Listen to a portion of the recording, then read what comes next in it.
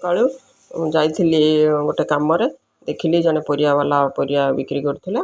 ମୁଁ ତାଙ୍କ ପାଖରୁ ନେଇ ଆସିଲି ସଜ ପରିବା କିଣି ନେଇ ଆସିଲି। ବାଡ଼ିରୁ ତୋଳା ହେଇକି ଆସିଛି ବୋଇତାଳୁ ଫୁଲ, ନେଇ ଆସିଲି ଦିବଡ଼ା ବୋଇତାଳୁ ଫୁଲ, ଆଉ ଜହ୍ନି ସାଙ୍ଗେ ସାଙ୍ଗେ ତୋଳା ହେଇକି ଆସିଥିବା ଜହ୍ନି ନେଇ ଆସିଲି।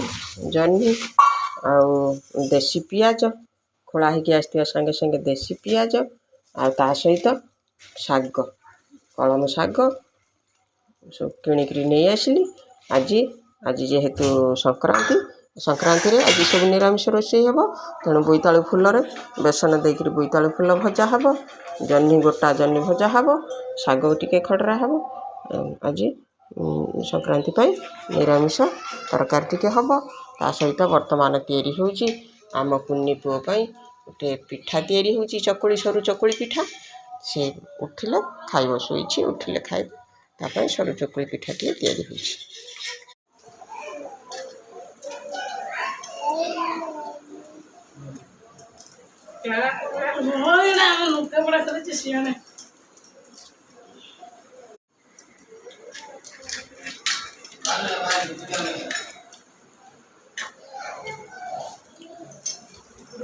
ପଖାଳ ଭାତକୁ ଶାଗ, ବୋଇତାଳୁ ଫୁଲ ବରା, ଆଉ ଜହ୍ନି ଭଜା, କଞ୍ଚା ଲଙ୍କା, ଦେଶୀ ପିଆଜ, ଆଉ ଖଟା ତେନ୍ତୁଳି ଖଟା ଦଳା, ପଖାଳ ଭାତ ମଜା।